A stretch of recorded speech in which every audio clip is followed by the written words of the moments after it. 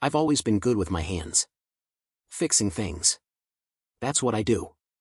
I'd spent the last 15 years working for other people, turning wrenches in their garages, watching them take the lion's share of the profits while I worked late nights just to make a half-decent paycheck. But I had a plan: save up enough to open my own shop. It wasn't easy, but last year I did it. Billy's Auto Service. It's nothing fancy, just 3 bays and a small office, but it's mine. April, my wife, supported me through it all, at least at first. She's 31, beautiful in a way that always made me feel lucky. We've been married 8 years, together even longer. She was there when I didn't have much, and she was there when I finally opened my shop. But I could tell the money, or the lack of it, was weighing on her. We weren't rolling in cash. Between the mortgage on the house and the loans I took out for the shop, things were tight. April worked part-time at a diner just to help keep things afloat. She hated that job, I knew it, even if she didn't say it. It was like she was embarrassed to still be waiting tables in her 30s. I promised her things would get better. But they didn't. Not fast enough, anyway. I was busting my ass at the shop every day, sometimes 12, 14-hour shifts. April would get annoyed, saying we never spent any time together. She'd ask me why I was always so tired, why I wasn't paying attention to her. It stung, but I'd remind her that I was doing all this for us, for our future. She'd usually just nod and go back to scrolling on her phone, which she did more and more these days. One night, about 3 months after I opened the shop, I noticed April had started dressing differently. It was subtle at first: tighter jeans, a new blouse that showed more skin than usual. She started wearing makeup, more than she used to, even when she was just heading out to the diner. I tried to be supportive. I didn't want to seem insecure, but it didn't sit right with me. Still, I kept quiet, chalking it up to her wanting to feel good after months of stress. Things started to change after that. She'd get home later than usual, claiming the diner was short-staffed or that she'd stopped to help a friend after work. At first, I believed her, why wouldn't I? But as the weeks went by, her stories stopped adding up. One night, she was sitting on the couch, her face lit up by the glow of her phone. She had this smile on her face, one I hadn't seen in months. For a second, I was relieved, thinking maybe she was finally feeling better about everything. But then she saw me watching her and quickly put her phone down, that smile disappearing in an instant. I felt something gnawing at me, but I didn't say anything right then. I didn't want to seem like I was being paranoid. But I had to know. "Who was that?" I asked, keeping my voice as casual as I could. "Just a friend from work," she said too quickly, not meeting my eyes. She brushed her hair behind her ear, but it was the way her voice wavered that got me. She was lying. I could feel something was wrong, but I pushed it down. I told myself I was overthinking things, that I was just stressed about the shop not making enough money. She wouldn't do that to me, right? April wasn't like that. A few weeks later, I decided to check on her after she claimed she was covering a late shift at the diner. It was almost 10 p.m., and I was sitting in the shop finishing up some paperwork when that uneasy feeling hit me again. I grabbed my keys and drove over there, thinking maybe I'd surprise her, maybe take her out for a late-night bite after her shift. But when I pulled into the parking lot, her car wasn't there. I sat there for a few minutes, just staring at the empty space where her car should have been, my stomach knotting up. Maybe she'd left early. Maybe her shift ended before I got there. But something didn't feel right. I drove home, trying to convince myself it was nothing, but the doubt had started to settle in my chest, heavy and cold. When she came home that night, I was sitting on the couch waiting for her. She walked in the door, not expecting to see me still awake. She looked surprised, maybe even a little guilty. "Hey," she said casually, kicking off her shoes. "Didn't expect you to be up. Long day?" I didn't answer right away, just stared at her, trying to read her face, trying to figure out if what I was thinking could possibly be true. "Where were you?" I asked, keeping my voice calm, though my insides felt like they were tied in knots. "I told you, at the diner. We had a crazy shift." "What's with the interrogation?" she replied, her tone defensive. But I knew. I didn't have proof yet, but I knew. And that was the first night I couldn't sleep, lying there next to her, staring at the ceiling, wondering who else had been getting her attention. After that night, I tried to push the doubt down. I buried myself in work, like I always did when things got too heavy. I figured if I just kept my head down, focused on the shop, everything would eventually fall back into place. April was going through something, and I kept telling myself it was just a phase. We'd been through rough patches before, but we always made it through. This time would be no different. At least, that's what I kept repeating in my head. The shop wasn't doing great, but it was holding on. Barely. Some days we'd have just a few customers, mostly oil changes and tire rotations, small jobs that didn't bring in much. But I didn't complain. I'd work late into the night, hoping the next day would be better. The routine helped me ignore the growing tension at home. April had gotten more distant. She was out more often, claiming work kept her late or that she needed time for herself. But every time she came home, her eyes seemed further away, like she wasn't really there with me anymore. I guess I was too scared to confront it. If I just kept grinding at the shop, I wouldn't have to face whatever was going on between us. And then one night, she came home, her face pale, hands fidgeting in a way I hadn't seen before. She didn't look like someone who'd been out with friends or pulling a late shift. She looked resigned. "We need to talk, Billy," she said, her voice low but firm. That was the last thing I wanted to hear after spending 12 hours fixing busted engines. But I could tell from her tone that she was serious. I sat down at the kitchen table, my hands still dirty from the shop, and waited. "I'm leaving," she said. Just like that. No preamble, no softening the blow. I stared at her, thinking I must have heard wrong. "What are you talking about?" "I can't do this anymore," she said, a shake in her voice. "I'm tired, Billy.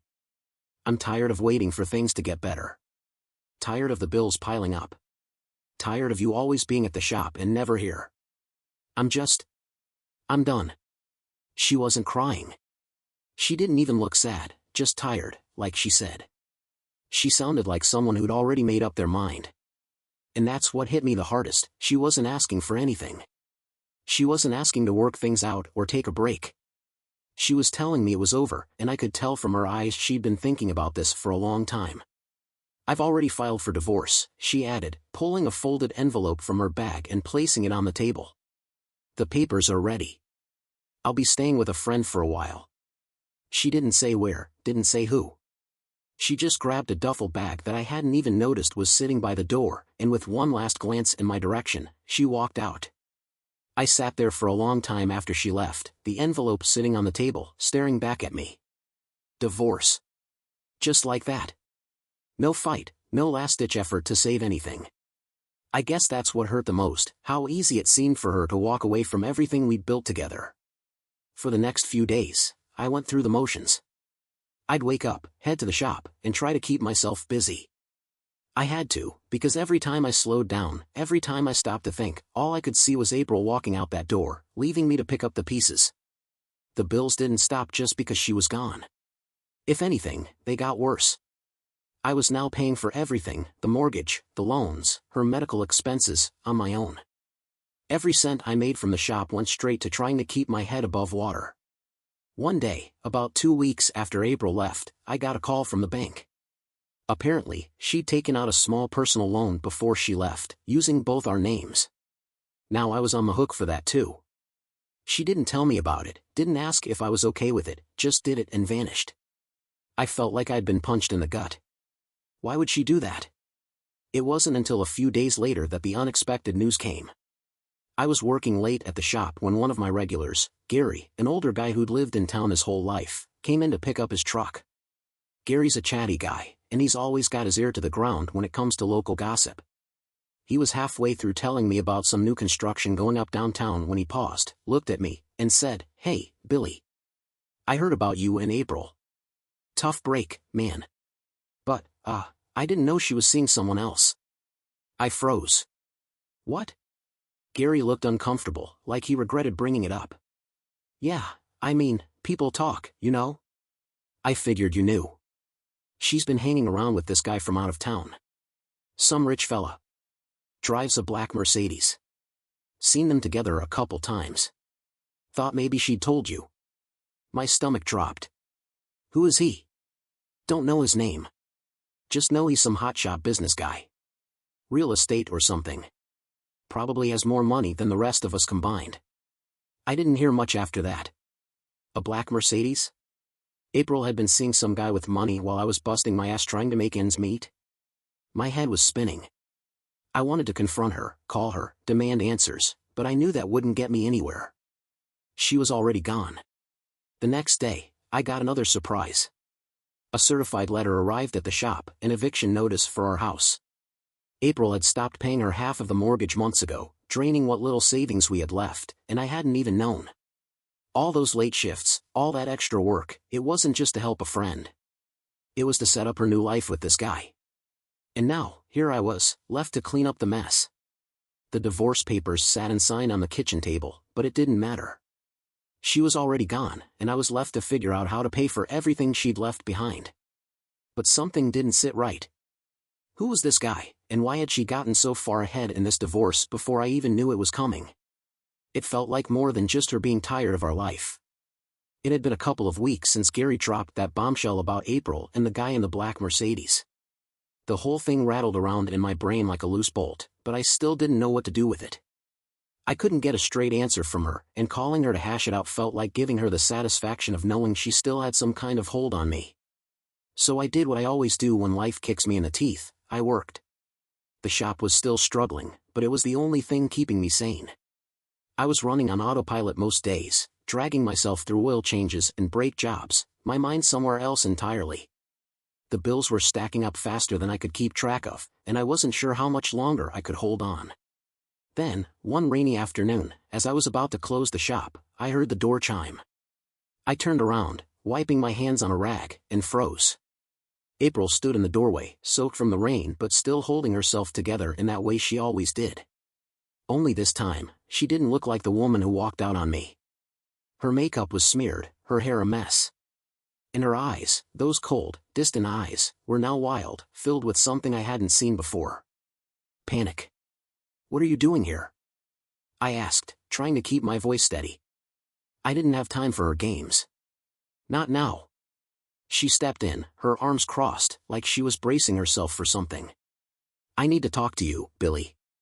This is important." I almost laughed. "Now? You want to talk now? After you've been gone for weeks, left me with a pile of bills and a mortgage I can't even pay? You've got some nerve, April." She winced but didn't back down. "Please. Just hear me out." I threw the rag down on the counter, wiping the oil off my hands, trying to keep the anger out of my voice. "Fine. What do you want?" She hesitated, like she was trying to find the right words. "That guy, the one you heard about, he wasn't what I thought he was." "I thought I was," she stopped, biting her lip. "I thought I was getting out of this mess, Billy. I thought he could help me, help us. But he set me up." My jaw clenched. "Set you up? What are you talking about?" April took a deep breath, pacing in front of me like she couldn't stand still. "I didn't want to leave you like that, I swear. But he promised me things. He told me he could make everything better, that I didn't have to struggle anymore. I thought," she shook her head. "I was stupid. He just used me." I stared at her, not sure if I was more angry or confused. "What do you mean, used you?" She looked down at the floor, her voice quieter now. "He's done this before, Billy. I'm not the first. He finds women like me, ones who are tired, who feel stuck. He plays the part, rich, successful, charming. Makes us think we're special. But once he gets what he wants, he moves on. I found out he's got another woman now, probably telling her the same lies." I didn't know whether to feel sorry for her or just furious. "So what, April? You leave me, shack up with some rich guy, and now that he's dumped you, you come crawling back? What did you expect me to do, feel bad for you? Welcome you home?" Her eyes flashed with anger. "You think I wanted this? You think I wanted to throw away 8 years of marriage because of some fantasy? I thought I was doing what was best for me, for us. I didn't want to drag you down anymore." I could barely believe what I was hearing. Drag me down? "April, you left me in the middle of our worst financial struggle, didn't tell me a thing, and now I'm the one drowning in debt. I don't know how I'm going to keep the shop open, let alone keep the house. And you want me to believe you did this for us?" She took a step forward, desperation in her voice.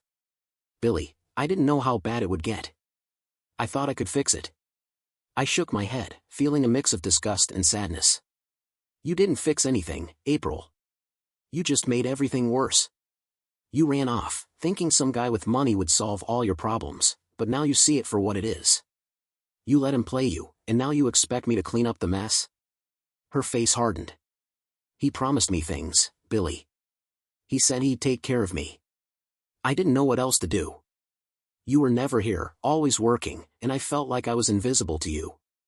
That hit harder than I expected. I looked away, not wanting to admit there was any truth in what she said. I had been working all the time. Maybe I did lose sight of her somewhere along the way. But that didn't excuse what she'd done. I took a deep breath, trying to keep calm. So what now? You come here expecting what, exactly? For me to forgive you? Take you back? Her eyes flickered with hope, but I wasn't going to give her that. I just wanted you to understand, she whispered. I was desperate. I made a mistake. I stood up straight, the anger finally breaking through. April, you didn't just make a mistake. You walked out on me. You left me here to deal with all of this on my own. And now you want sympathy because some rich prick played you? I'm sorry, but I can't do this anymore. You made your choice, and now you've got to live with it. Her face fell, the last bit of hope draining from her eyes. So, that's it? I nodded. Yeah. That's it. You're not my problem anymore. For a moment, she just stood there, like she was trying to decide if she could say something to change my mind. But when she realized I wasn't budging, she turned and walked back out into the rain. I didn't chase after her. I didn't even watch her leave. I just turned off the lights, locked up the shop, and went home to an empty house. It wasn't until I sat down at the kitchen table, staring at the divorce papers she'd left weeks ago, that I felt the weight of everything sink in. April had been played, sure, but she had played me too. And now, I was left to clean up both of our messes. But the part that stuck with me the most was what Gary had said: this guy had done this before. He wasn't just some random rich guy who fooled her. After April left that night, I thought that would be the last of it. She'd made her bed, and now she'd have to lie in it. I was done. Or at least, I wanted to be.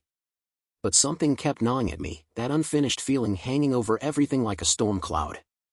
The thing that really stuck with me wasn't April's betrayal. I'd come to terms with that in my own way. It was him. The man in the black Mercedes. The guy who swooped in, made all those promises, and left her stranded when he was done. He wasn't just some rich idiot who took advantage of my wife. He was something else, something darker, and I couldn't let it go. I started thinking about revenge, not on April, but on him. I didn't know who he was, but I knew enough. He'd hurt her, sure, but more than that, he'd humiliated me. He'd torn my life apart without even knowing who I was. And for that, he had to pay. Then, about a week after April's unexpected visit, I got my chance. It was a slow afternoon at the shop, and I was tinkering with an old Chevy when I heard the unmistakable sound of a high-end engine rolling up to the garage. A sleek, black Mercedes pulled in, its tires crunching on the gravel. I wiped my hands on a rag and stepped out of the bay, and that's when I saw him. He was standing there, inspecting the side of his car where the fender had been badly scratched. Tall, clean-cut, wearing an expensive suit that didn't belong anywhere near an auto shop like mine. It didn't take more than a glance to know this was the guy. The man April had left me for. The man who had ruined my life without a second thought. I felt the blood drain from my face, but I kept it cool. He had no idea who I was. To him, I was just another mechanic, someone beneath him. And that's exactly how I wanted it. Can I help you? I asked, walking up to the car, my voice calm even though my heart was racing. He barely looked at me, too busy assessing the damage. Yeah, got into a bit of a scrape. Need this fixed. Can you do it today?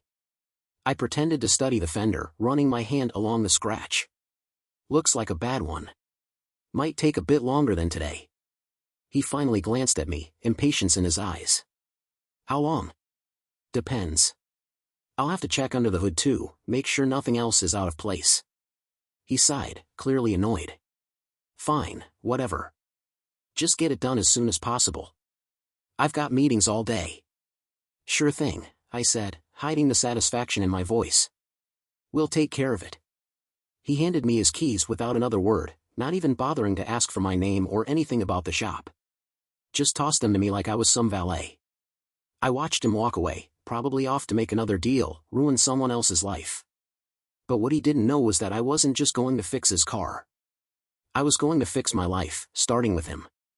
I had a plan, well, more like an opportunity, and I knew exactly how to use it. While the car was in my shop, I'd have access to everything. His registration, his address, whatever information I could pull from the glove box. It wouldn't be hard to find out who he really was and where he lived. This time, I wasn't going to sit around feeling sorry for myself. I was going to make him feel exactly what I had been feeling for months. I started working on the car, but I wasn't focused on the fender. Instead, I popped the hood and began checking the VIN, running a quick search on the vehicle.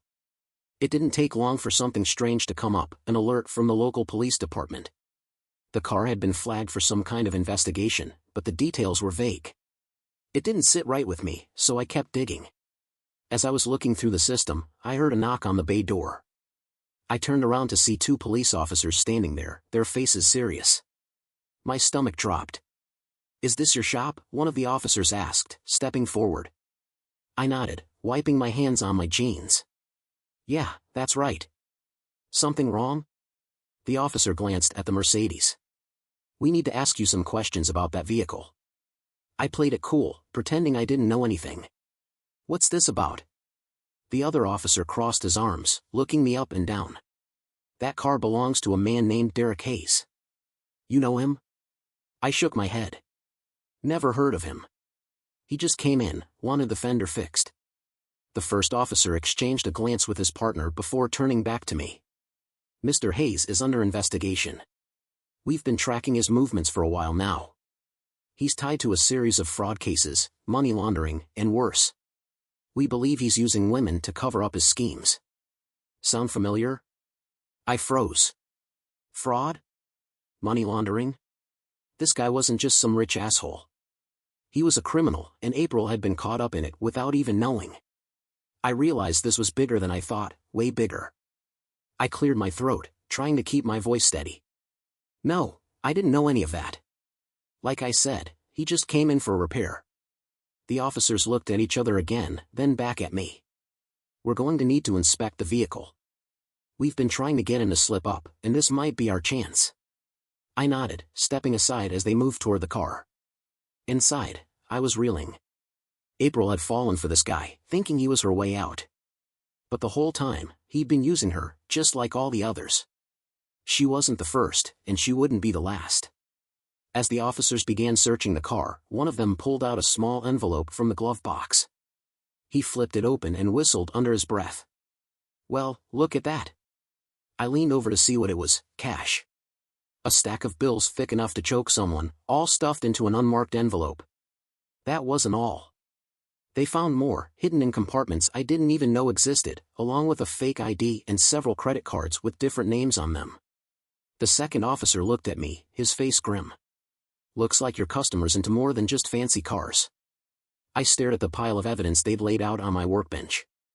This was bigger than I'd expected, and suddenly my plan for revenge felt small in comparison. This guy wasn't just a player, he was dangerous. And April had been just another pawn in his game. As the police took everything they'd found and headed out, they gave me a warning to stay away from Derek. "If he comes back, don't engage with him. Call us. He's not someone you want to mess with." I nodded, but inside, I was already thinking about how I could turn this in my favor. Derek Hayes had messed with the wrong guy, and now I had something on him. Something that could ruin him, just like he'd ruined so many others. I wasn't done yet. Not by a long shot. It didn't take long after the police left for Derek to come back. I hadn't expected him so soon, but I wasn't about to let him slip away. The police had told me to stay out of it, to call them if he showed up again. But I had my own score to settle. This was personal now. I was working on a beat-up truck when I heard the sound of expensive tires rolling up to the shop again. Sure enough, there he was, Derek Hayes, walking in like he owned the place, all slicked back hair and arrogance. He didn't even look at me as he stepped inside, too busy checking his watch and looking annoyed. "I hope my car's done," he said, his voice dripping with impatience. I wiped my hands on my rag and turned to face him. "It's ready, all right. But we need to talk first." Derek finally looked up, his eyes narrowing as he sized me up. Talk? About what? I took a step forward, keeping my voice steady. About how you've been using women, my wife included, for your little scams. His expression didn't change at first, but I saw the flicker of recognition in his eyes. He knew exactly what I was talking about. I don't know what you're getting at, he said, but the edge in his voice told me I was on the right track. I know who you are, Derek. The police were just here, looking through your car. They found more than enough to bury you. Fraud, money laundering, and let's not forget the way you play women like April, making them think you'll save them, only to leave them when you're done. He didn't flinch, but I could see the tension building in his jaw. You're way out of your depth, buddy. This isn't your business. Walk away now, and you might still keep your little shop. I stepped even closer, standing toe-to-toe with him. No, you listen to me. You used my wife, you wrecked my life, and you think you can just walk away? Not this time. Derek's eyes darkened, and for the first time, I saw the real man behind the suit. He wasn't just some smooth-talking businessman. He was a predator, and he didn't like being cornered. You've got no idea who you're messing with, he growled, his voice low. Walk away now. I shook my head. The cops are watching you, Derek. You think you're invincible, but they've got you pinned. They're just waiting for you to make one mistake. And when you do, I'll be there to watch you fall. Derek's composure finally cracked. He grabbed me by the collar, yanking me close. You think you can threaten me?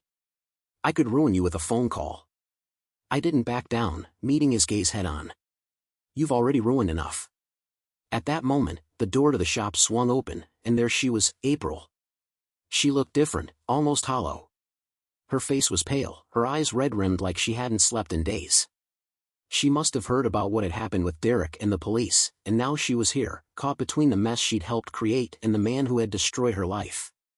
April, I said, my voice softer now, but she didn't look at me. Her eyes were locked on Derek. You lied to me, she whispered, her voice barely above a breath. You told me you'd take care of me, that you'd help me get out. You made me leave him, leave Billy, and for what? So you could use me like everyone else? Derek didn't even bother to deny it. He just sneered. You were nothing more than a convenience, April. Just another woman looking for an escape. Don't act like you didn't know what you were getting into. She flinched at his words, but there was a quiet strength behind her broken expression. I was stupid. I thought you were the answer to everything. But you're just as empty as I feel now. I could see the realization settling in her eyes. She had been nothing to him. Just another pawn in his game, discarded the moment she became inconvenient. She had thrown away her marriage, her life with me, for a man who saw her as nothing more than a temporary fix. April turned to me then, her voice trembling. Billy, I'm sorry. I didn't know. But before she could finish, Derek scoffed and started to walk away. You two deserve each other. Have fun wallowing in your misery. I couldn't let him just walk out like that, not after everything he'd done. Derek! I shouted, my voice echoing through the garage. He stopped, turning slowly, a mocking smile on his face. What? You want to take a swing at me? Think that'll make you feel better?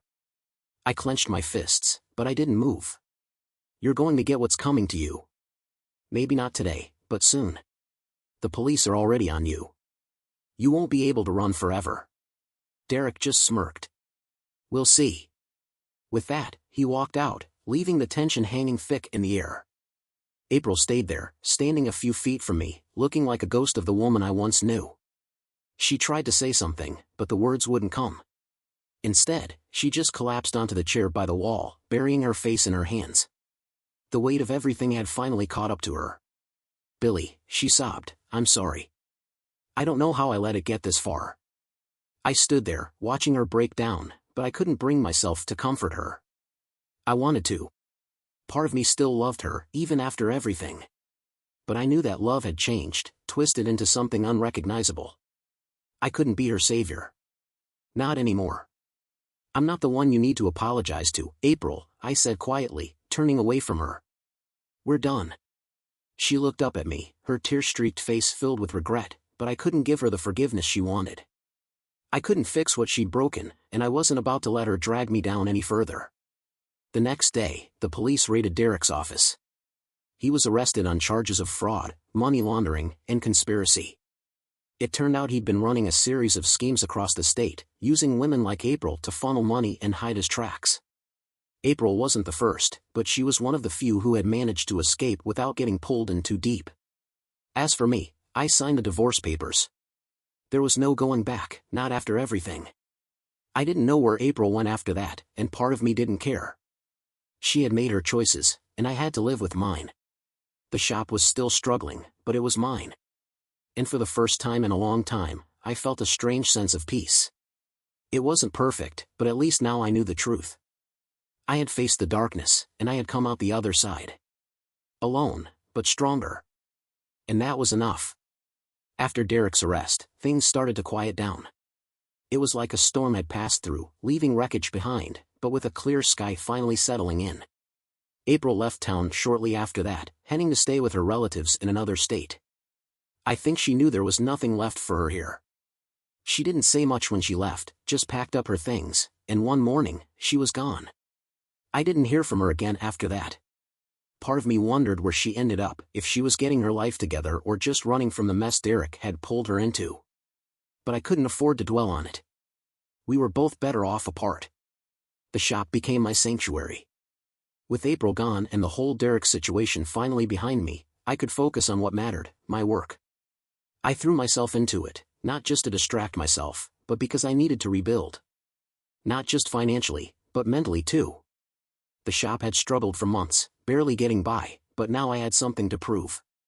To myself, to everyone who doubted me. Slowly but surely, business started picking up. Word got out that I'd done a favor for the police, and the locals began to see me as more than just another mechanic. I started getting bigger jobs, people bringing their cars to me because they trusted me, because they knew I wasn't some guy who cut corners or took advantage. One morning, about a month after April left, I was in the shop finishing up a job on a truck when I got a call from a dealership downtown. They were looking for someone reliable to handle their overflow work, tune-ups, inspections, you name it. It was the break I'd been waiting for. With the extra jobs coming in from the dealership, the shop finally turned a corner. I was able to hire another mechanic, a young kid fresh out of trade school. Having the extra help meant I wasn't pulling 12-hour shifts anymore, and I could breathe a little easier knowing I wasn't fighting this battle alone. The house was quieter without April, but I didn't mind it as much as I thought I would. At night, I'd sit on the porch with a cold beer, watching the sun go down, feeling a strange kind of peace. It wasn't the life I had imagined, but it was mine. I'd made it through the worst of it, and now I could focus on rebuilding. Somehow, amidst all the chaos and loss, I'd come out the other side. The shop was doing better, I was doing better, and for the first time in a long while, I felt like I had control over my life again. One afternoon, I got a letter from April. It was short, just a few lines scrawled across the page. She said she was staying with family, trying to start fresh. She didn't ask for forgiveness, but she did say she was sorry, for everything. For the lies, the betrayal, for letting herself get caught up in something she couldn't control. I didn't know how to feel after reading it. I wasn't angry anymore, but I didn't feel sorry for her either. It was like reading about someone else's life, a chapter that was over now. I folded the letter and tucked it away in a drawer, knowing I probably wouldn't look at it again. I didn't need closure from her. I had found it on my own. April was part of my past, but she wasn't my future. The days at the shop turned into weeks, and before I knew it, months had passed. Business was good, I had a small but loyal customer base, and I was even thinking about expanding. Life wasn't perfect, but it was stable, and after everything I had been through, that felt like enough. Sometimes, late at night, I'd catch myself thinking about April, wondering what could have been if things had gone differently. But those thoughts didn't linger. She had made her choices, and I had made mine. I wasn't that same guy anymore, the one who just worked to avoid the truth. I'd faced it head-on, dealt with the fallout, and come out the other side stronger.